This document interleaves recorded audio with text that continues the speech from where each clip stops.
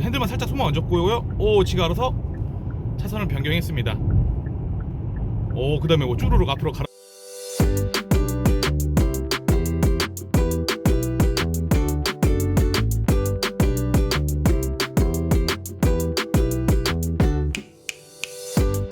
안녕하세요, 가니가니입니다. 자, 오늘 소개해드릴 차량은 요즘 아주 핫한 차량입니다. 현대에서 나온 최초의 전기차 전용 플랫폼으로 나온 아이오닉 5입니다. 이미 많은 유튜버분들께서 뭐 시승도 하고 외관 디자인이라든가 실내 맞게 많은 리뷰가 있어가지고 제가 무슨 도움이 될까 싶지만 제가 또 할 수 있는 거 있잖아요, 기능 설명. 자, 오늘은 아이오닉 5가 일반 차량하고 약간 다른 점들, 뭐 주행 성능 뭐 이런 거는 당연히 좋았어요. 정말 만족스러웠어요. 차체 거동성도 좋았고 가속도도 좋았고 실내 공간감 정말 좋습니다. 뭐 이런 거는 다른 분들도 많이 얘기하셨으니까, 자, 제가 지금 타고 있는 G180 혹은 뭐 일반 차량들에 비해서 뭐 추가로 있는 기능들 안내해드리겠습니다. 옆에 타세요. 뿅!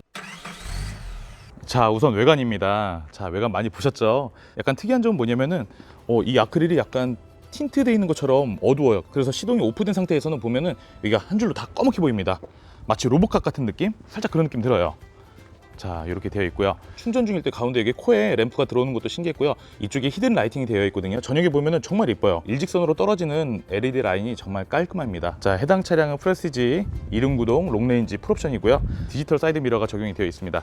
자, 정말 좋았던 기능 중에 하나가 근접 도어 언락이 돼요. 예를 들어서 스마트 키를 소지하고 근처만 가면은 문이 열립니다. 이렇게 열리죠. 제가 뭐 별도 뭐 누른 거 없어요. 지금 근처만 가니까 열렸어요. 그리고 아이오닉 5만 유일하게 적용되는 기능, 신기술입니다. 뭐 다른 메이커에서는 이미 있었던 것 같은데 창문을 열 수가 있어요. 문을 여는 버튼을 한번 누르고요. 그리고 한번 더 길게 누르면 창문이 열립니다. 열려라, 창문! 쫙 내려가죠. 뒤에는 안 되더라고요. 앞에만 되고요. 창문을 올리는 건 반대겠죠. 닫는 거를 한번 누르고 그 다음에 또 길게 하나, 둘, 셋 올라가. 창문도 닫힙니다. 리모컨으로 창문을 개방하거나 닫을 수도 있다는 거 이제 한번 실내로 탑승해 볼게요. 그리고 이 손잡이의 이 그립감도 나쁘지 않습니다. 안쪽이 홈이 패여 있어가지고 잡았을 때 손이 미끌리거나 할 일은 없습니다. 탑승하면 제일 먼저 눈에 띄는 거 디지털 사이드 미러죠. 이거 정말 좋아요. 해상도 정말 좋습니다. 우선은 시동을 켜보고요. 이쪽 도어 트림 쪽에 보면은 메모리 시트가 적용이 되어 있는데 보통 세트라는 버튼이 있거든요. 얘는 없어요. 세트는 그냥 길게 누르면 세트예요. 한 번 누르면은 1번이나 2번 의자로 움직이는 거고요. 이렇게 움직였다가 이 상태로 입력하고 싶다 하시면은 길게 누르면 됩니다. 띵띵 소리 나죠? 입력됐어요. 구태여 없어도 되는 버튼인 것 같아요, 세트는. 자, 그리고 디지털 밀러가 굉장히 많이 튀어나왔죠. 튀어나온 이유가 있더라고요. 보통 보면은 옆 차선도 보이고 내 차 뒤에 차들까지도 보여요. 화각이 굉장히 커요. 그래서 사이드 미러가 좀 많이 튀어나온 것 같고요. 해상도도 정말 좋습니다. 이거 다른 분들 보면은 별로라는 얘기가 굉장히 많아가지고 저도 큰 기대 안 했는데 해상도 진짜 거울처럼 좋고요. 특히 이렇게 썬팅을 한 차량들은 사이드 미러를 보게 되면은 썬팅 때문에 어두워서 안 보이는 경우 있잖아요. 얘는 밖에서 찍어서 안으로 보여주니까 굉장히 밝게 잘 보입니다. 특히 야간에 정말 좋았어요. 그리고 후진을 하게 되면은 이렇게, 자, 이 상태로는 디지털 미러가 고정인데 여기 보시면은 우리 보통 메모리 시트가 들어가는 다른 차들도 이 기능 되긴 해요. 자, 여기 보면 레프트 라이트 있죠? 아무 쪽으로나 한번 꺾어 볼게요. 저는 라이트 쪽으로 꺾어 보겠습니다. 꺾게 되면 사이드 모니터가 어떻게 되냐? 꺾어 볼게요.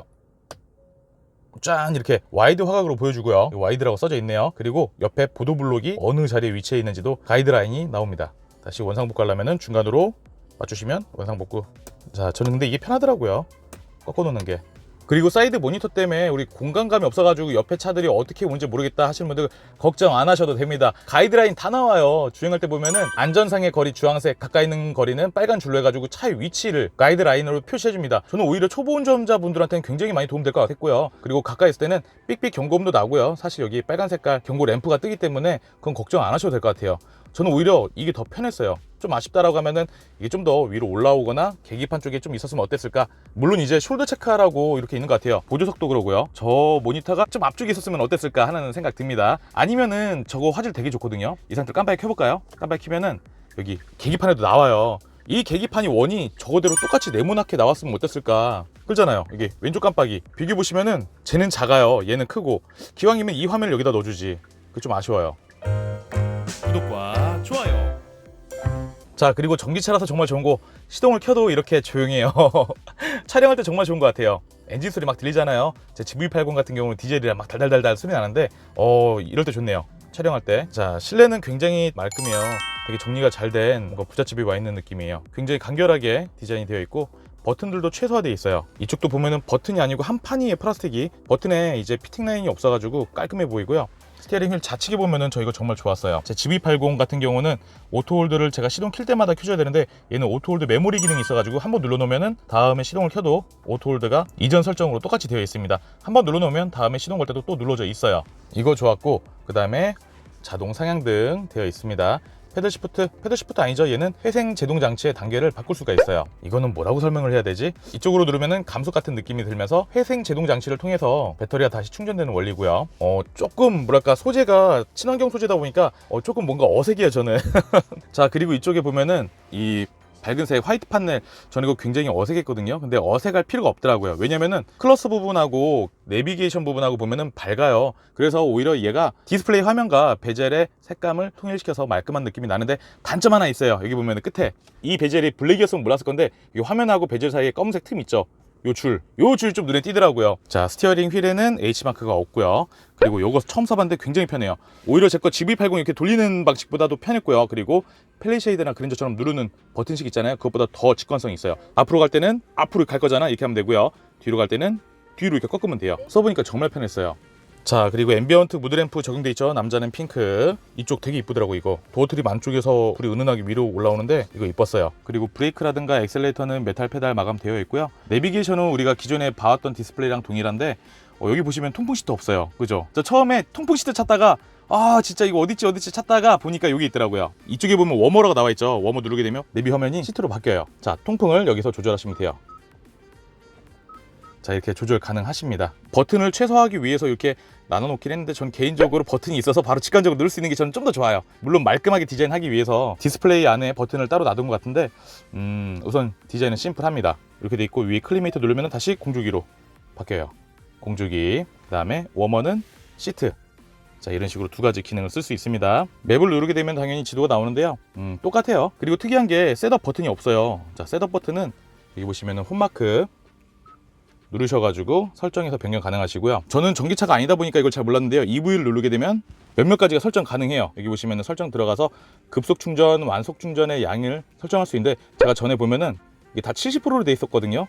90으로 다시 좀 늘려놨어요. 100%는 배터리에 대해서 약간 무리가 갈까봐 우선 90%까지 해놨고요. 그리고 이거 유틸리티 모드. 이거 캠핑 갔을 때 차 박을 때 이거 썼어야 되는데 못 썼어요. 무식하게도 그냥 외부 V2L을 꽂아 썼는데 유틸리티 모드 누르게 되면 구동용 배터리를 제외하고 차량 안에 있는 모든 전기를 쓸 수 있는 거예요. 즉 움직이지만 않을 뿐이지 차에 있는 전기를 모두 사용할 수 있다라고 보시면 돼요. 아마 기존에 전기차 타시던 분들은 대부분 아실 거예요. 나머지 버튼들은 거의 비슷합니다. 그리고 우리 공기청정기 버튼 없죠? 클리메이터 눌러서 공기청정기 누르면 됩니다. 누르셔가지고 실행할 수 있어요. 그리고 전기차 타시는 분들은 대부분 아시겠지만 드라이버 온리, 불필요한 전기를 이제 낭비하지 않기 위해서 운전석 하나만도 실행할 수가 있습니다. 그리고 당연하겠지만 이렇게 양쪽을 쓸 때는 양쪽 모두 다 온도를 따로따로 조절할 수 있는 듀얼 프로토 적용할 수 있고요. 자, 그리고 아이오닉 같은 경우는 이렇게 가운데 터널이 없죠. 터널이 없다 보니까 만약에 운전석 문이 좁아가지고 못 열 때는 어떻게? 가운데 콘솔 박스를 뒤로 밀어가지고 이쪽으로 이렇게 내릴 수 있어요. 보조석으로. 이럴 때 요거 좋은 것 같아요. 요거 가운데 센터 콘솔을 이렇게 이동이 가능하다, 뭐 다들 아시겠지만. 그리고 시승 차량은 글라스 루프가 되어 있어가지고 굉장히 개방감이 좋아요. 그리고 약간 틴팅이 되어 있죠. 블랙 글라스로 되어 있어서 별도의 썬팅을 하지 않아도 될 것 같아요. 넓죠? 자, 이쪽에 보시면은 버튼 누르게 되면은 천막이 이렇게 차양막을 또 막을 수가 있어요. 그리고 좀 아쉬웠던 게 이렇게 실내 램프류들이 모두 LED인데 전기를 조금 먹으니까. 그런데 화장등은 아직도 전구로 되어 있더라고요. 벌브 타입을 쓰고 있어요. 이것까지 좀 LED로 바꿔줬으면 좋았을 텐데, 왜냐면은 LED가 소비 전력이 굉장히 낮잖아요. 그리고 하나씩만 킬 때는 살짝 터치 타입, 터치하게 되면은 껐다 켜졌다 할 수 있고요. 요거 이쪽 터치하시면 돼요. 자, 그리고 이 차량은 릴렉션 시트가 모두 적용이 되어 있는데, 저도 처음 헷갈렸던 게 얘는 무릎 받침대예요.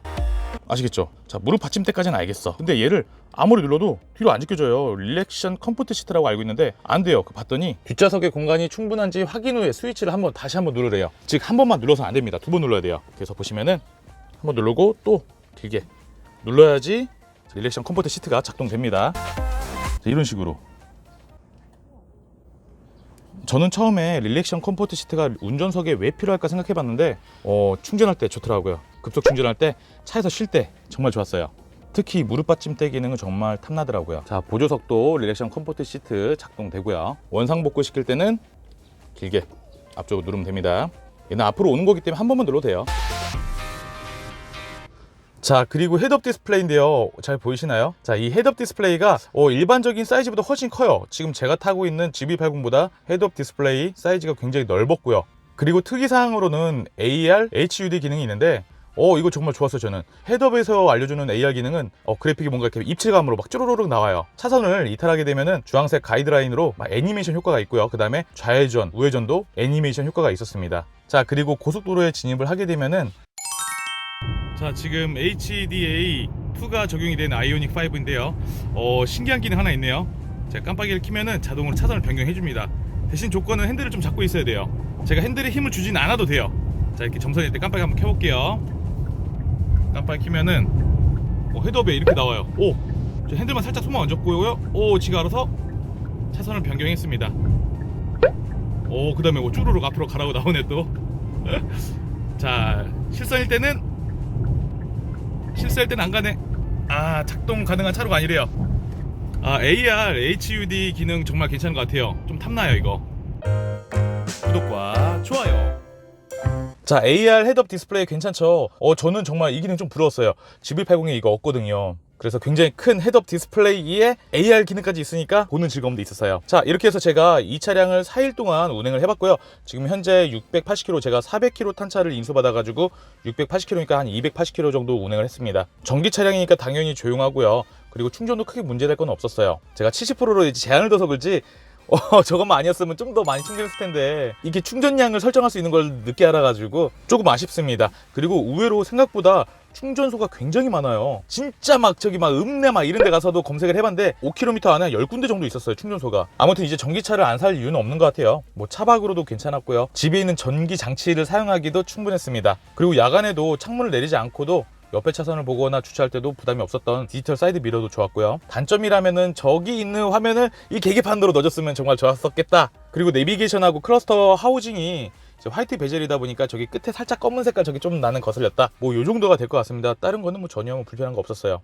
자, 전기차리니 가니가 3박 4일 동안 운행하면서 느껴본 점 간단하게 말씀드렸습니다. 전기차에 대해서는 저보다 훨씬 박식하신 분들이 많기 때문에 그분들 채널 보셔도 좋고요. 전기차리는 이렇게 느꼈다 정도로 가볍게 봐주시면 좋을 것 같습니다. 자, 오늘 영상 도움됐으면 아래 구독과 좋아요, 알람 설정까지 부탁드리겠습니다. 감사합니다.